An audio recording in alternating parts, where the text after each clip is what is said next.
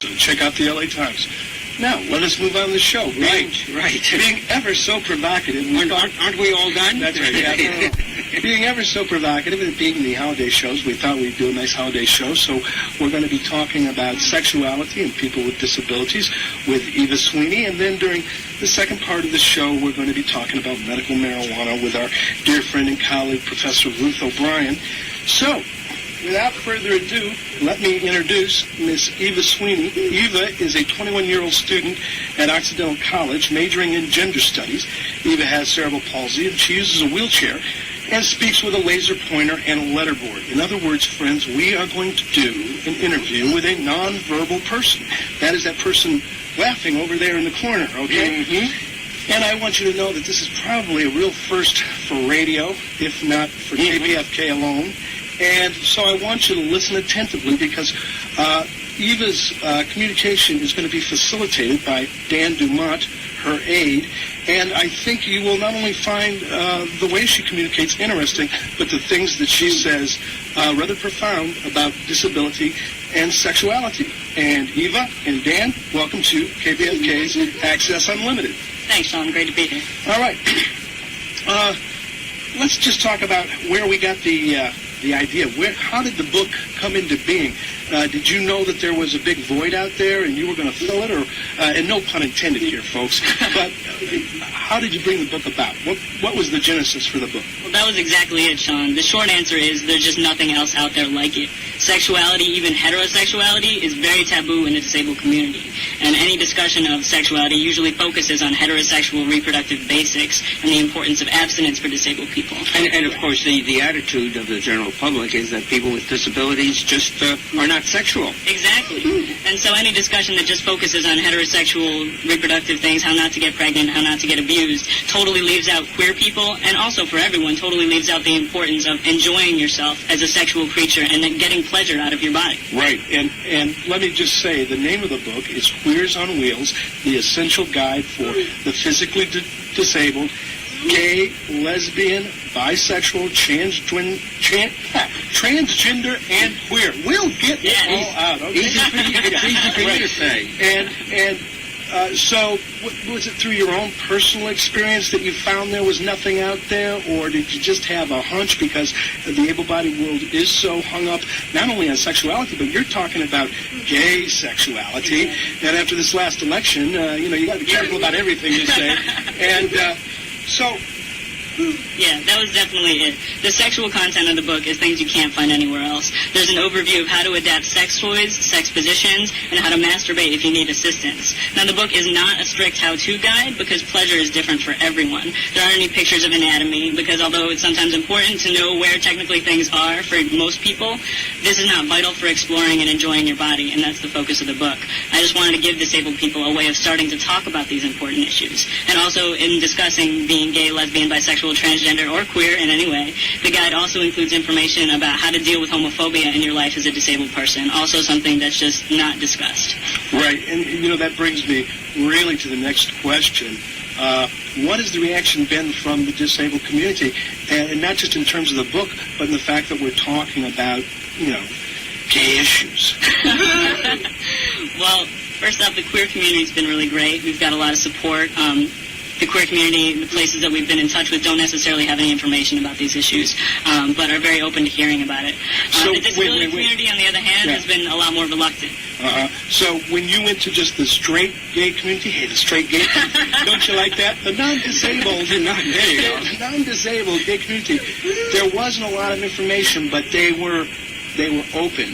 Whereas when you went to the disabled community, was there information and they were not so open, or how should I, help me here, guys and girls, help. Everyone that we called was basically like, that's interesting, we don't have anything to offer you. Thank you very much. Yeah, in writing the book, Eva and I called a lot of places, people that work with disability, people that work with gay, lesbian, transgender issues, and everyone was like, we have nothing to give you. But the GLBTQ community was like, overwhelmingly positive. People Right. were like, this is interesting, this is necessary, we want to do it, we want to work with you. We got a lot more reluctance from the disability community that at worst looked like people hanging up on us on the phone. Right. A lot of people seem to think that because we were talking about gay and lesbian issues, because we were talking about sexuality, we couldn't be a legitimate organization. Right. People hung up on the phone, people said, no, we're not interested, very curtly, and just generally treated us like we were being offensive in some way rather than trying to help people. Well, let's talk about something. Now, let's not talk about the gay world. Let's talk about the able-bodied, straight world, the heterosexual world. How do you think that they deal with homosexuality and disability beyond the community? You got any ideas or thoughts there, Eva? T-H-E, the S-T, straight, W, world, T-H, thinks, Q, queer people, and disabled people, A, R, just, W, E, just weird, T, H, E, they, D, O, don't, D, U, and understand, U, S, us in general. So you got two strikes against you, huh? Exactly. Yeah, right. The marginalization is just intense. Right. I can imagine. And, well, I know we've got people interested right now, so let's take our first shot at telling them where they can get the book and your website and everything. Let's get that up. Publisher and everything. Definitely. The book is available. The easiest way to get it is online at our website, which is www.queersonwheels.com. That's Queers onwheels.com. You can also get us by phone at 626-578-0140. Wait, whoa. Repeat that again. Slow, I'm going to write it down. Slow, straight people. Go ahead. Of course. The area code? The area code for the phone number is 626. Okay, 626. Go ahead. 578 578 0140. 0140. And by the way, all these numbers that I'm writing down, these will be available at the switchboard for listeners who didn't catch the number or didn't write it down because they were driving. And so you may call here at any time after our program is off the air. Yeah, And, let's say 4:15 to give Thor Henry a chance to get it all together. Right. Let me go back for a moment about the reaction of disabled people when you deal with the issue of gayness. How can disabled people do better? How can we open their minds, or because it would seem to me that if you're a disabled person and you know a little bit about prejudice, you've been oppressed, that, I would hope that would give you a broader perspective in your own personal life. It's either that or you become, the oppressor yourself. So yeah, that's definitely an experience that will make this easier to understand, because disabled folks must know that there's not very many disabled folks and there's a lot of able-bodied folks. And to make progress in society, you need help and you need allies. Queer people, it's the same thing. We're at most 10% of the population. Right. And to make social progress, we need a lot of help from folks who are not gay, lesbian, identify themselves. And I think that the first thing that is the biggest obstacle is just realizing that people with disabilities can be gay, lesbian, bisexual, transgender, and queer, and are. This population exists. And a lot of the problem is people trying to pretend that it doesn't exist. Right. Because as we were discussing before, the double marginalization factor with being both physically disabled and part of this sexual alternative community, people are reluctant to recognize that, partially because you do get that double whammy of being marginalized in two ways. But you can't just ignore the problem to make it go away. And by the way, this applies across the spectrum. That is to say, people with disabilities are consumers. So you've got the same kind of thing, except here, as you say, you've got a two-tier discrimination rather than just a single one. By the way, as long as I butted in, can you describe what you were just doing before, listing letters and exactly what Eva is doing, so that our listeners would know what exactly happened? Definitely something important for the non-queer community. The letters that we list are G, L, B, T, Q, and they each stand for a different sexual or gender identity. Gay, lesbian, bisexual, transgender, and queer. Gay is the term that's usually used to describe a man who is attracted to another man. Lesbian is usually the term used to describe a woman who's generally attracted to other women. Bisexual describes people who are equally attracted or sometimes Or attracted repelled, members or of the equally both sex. repelled, you know? Transgender is someone who crosses gender barriers, may or may not use hormones and surgeries to alter their appearance. And queer is sort of a catch-all term that means I am not straight. But the other thing I was referring to is the board that's in front of Eva. And Eva's communication device. Right. Tell us about that. I would love to do that. The way that Eva communicates, being someone who cannot speak out loud, is using a letter pointer which is attached to a baseball hat on her head, with which she points the red lights at a letterboard, which is something she made at home. It's just a piece of paper with the letters of the alphabet printed out on it, and also some words and phrases that she uses regularly, like thank you, cool, meow, things like that. And so that's the way in which she communicates. And when she's speaking directly, and I'm not just reading the things that she's written out, you will hear me saying letters aloud when she points to them, and then saying words as we go along. All right, well, then let's go off script. What do we say? All right. All right. In fact, what I want to talk about, to give people a feel real quickly about the book, Queers on Wheels, I'd just like to go through some of the chapters and give you a few minutes to pontificate on that. And that is, first of all, and very important, and something I did not think about, but hiring a gay, lesbian, bisexual, transgender, queer-friendly aide. Because I would think that many times aides with heterosexual hang-ups could be a real drag. Is that a proper assumption? Yes. Oh, yes. So why don't you tell us about the importance about that, and how do you disclose your sexuality? How do you go about hiring a gay-friendly, and I'll use that just for my shorthand, a gay-friendly aide? Yeah. W-E, well, I-T, it's H-A-R, it's hard for B-E, because you, D-O, don't, W-A, want to, D-I, discriminates, A-G, against, A-N, anyone, B, You don't want to hold their heterosexuality against them, huh? exactly. But at the same time, you, D-O, don't want a raging homophobic person helping you with very personal things. Right. Yeah. And any pointers on how one might broach the subject? Is it a direct approach better, or do you hand out a list and get people to check off all their do's and don'ts? The ad. What Eva generally does is includes in her classified ads for hiring new aides the word dyke somewhere. Right. Now, this may seem like an early time to disclose before you've even interviewed someone, but Eva's found that there's just so many homophobic people out there. It's part of the weeding process. It's definitely part of the weeding process, because it's a way to describe the working environment. You're going to be working with a dyke, and you need to know that, because some people don't want to work with dykes because they're creeped out. And what you're going to end up doing is saving a lot of time and aggravation on everybody's part. Exactly. Okay. And because we are on time, and you've got so many good things in here, so many provocative things in here, Eva. Let's go to, let's see, adapting sex to your body. What exactly are we talking about there, Eva, when it comes to adapting sex to your body? I have my own fantasy about that, but, we're here to do professional stuff, okay? T-A-L, talking to your lovers about your disability. W-H, what you C-A, can and cannot do. And A-D-A, adapting S, sex, toys. And A-S-S-I-S, assisted masturbation as well.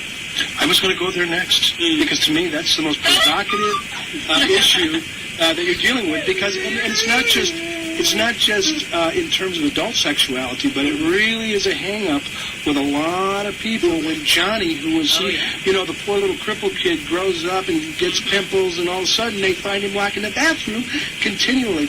And it's a big hang-up for a lot of people. So let's talk a second about that, and then what you mean by assisted masturbation, and how you do that in a, I don't want to say clinical, but in a professional and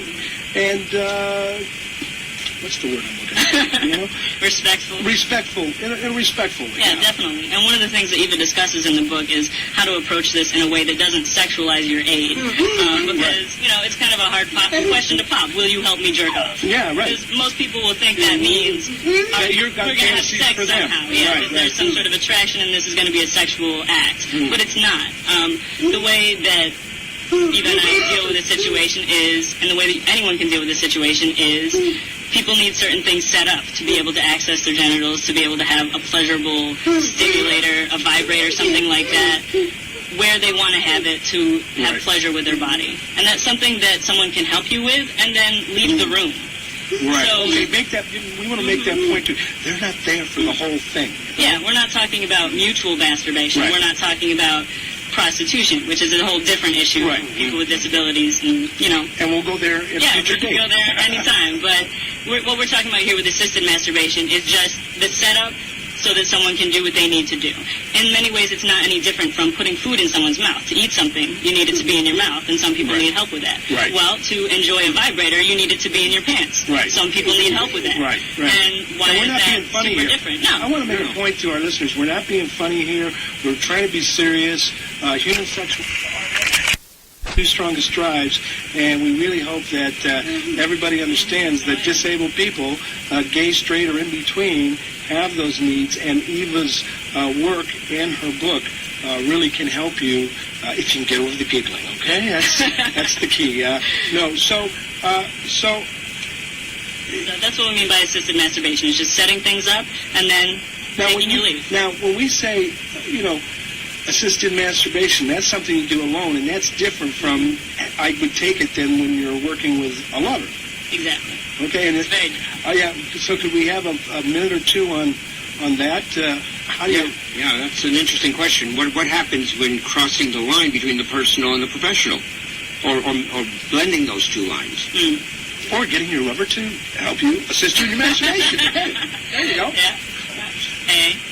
A-S-S. Assisted masturbation. D-O does not. R-E-A-L. Really. B-L. You blur those lines. Because Y-O, your aid. J just sets you up. And L leaves the room. S-E. Sex with your lover, partner. I is A M. A much. M-U-T-U is a mutual E-X experience. And I think in our last few minutes here, we would be remiss if we didn't talk about resources. Where do we get those sex toys that are, and I use that term loosely, with disability in mind? The sex toy stores that we've been to in Los Angeles are Grand Opening, which is on Santa Monica Boulevard at Santa Monica and La Cienega. And the people there are very helpful. Everything in the store is hands-on, so you can touch it, you can look at it, it's out of the package, you can see if it'll work for you, you can hold it against your body, you can see how everything feels and works. And that place is really great. Another sex toy store in Los Angeles is the Pleasure Chest, also on Santa Monica, between La Brea and Fairfax. And they also have equipment which is very helpful and useful. So let's go over one more time where people can get the book and give out the numbers again. And by the way, what's the overall reception been since you've released this masterpiece? Good. W-E, we, J, just, R-E, reprinted it after printing the first bunch of copies in August. Congratulations. Very well. Thank you. So let's go over Queers on Wheels, the essential guide for the physically disabled, gay, lesbian, bisexual, transgender, queer community. And by the way, we want to say this book would also help a lot of heterosexual disabled people. Right, Eva? Yes. Yeah. She was thinking about everybody, all of us who want to come. Yeah. Okay, and why don't we give out the website address again? All right. The website is www.queersonwheels.com. Right. That's QUEERSONWHEELS.com. And no spaces, just one word. No spaces, just one word. And if somebody wanted to get in touch with you, Eva, What's your email address? The email address is queersonwheels, spelled the same way, at yahoo.com. All right. Okay. And I want to remind our listeners that we have been talking to Eva Sweeney with the help of Dan Dumont, and we have now just about completed the first nonverbal interview with a nonverbal person in the history of radio. And once again, Eva Sweeney's making history, and you can get her book by going to the website queersonwheels.com. And I recommend it if you have a friend, particularly if they're just coming through puberty or they're young and they're feeling all their oats like I used to. This is a wonderful book and would be a wonderful stocking stuffer. Again, no pun intended. And so, if you got a friend out there, gay, straight, or somewhere in between, and they have a disability and they need a little help, a little push in the right direction, and that means more than a bath and a good haircut, this is the book that you should get. And I want to thank you, Eva, and I want to thank you, Dan. And we should talk in the near future about disability, prostitution, and all the other sexual issues that go on. So let me right now put out an invitation for a little later in the year. And thank you. And now we are... All right, and now we are going to break, and we're going to play a little music that's apropos to this segment. You want to tell us about the music? Well, we'll save it for when we come back. We'll save it for when we come back. All right. And when we do come back, we will be talking with Professor Ruth O'Brien, no relation, about the recent Supreme Court case concerning medical marijuana. We'll see in just a minute. Enfoque Latino, your community magazine, reaches 18 years on air. Join us in our annual dinner party on Friday, December the 10th at 7 p.m. in Self-Help Graphics, located at 3802 Cesar Chavez Avenue in East LA. Enjoy the music of Ted Owens, Tatalejo's Indigenous Dance, DJ Ruben Elio, and much, much more. Be part of the beginning of World's Recognition Awards and enjoy the great Latin cuisine from Vasija de Barro. Don't miss it. Friday, December the 10th at 7 p.m. Enfoque Latino's 18th anniversary dinner party. For more information or reservations, call 323-394-3320. This event is co-sponsored by Radio Bilingüe, California League of Conservation Voters, KPFK 90.7 FM Los Angeles, 98.7 Santa Barbara County.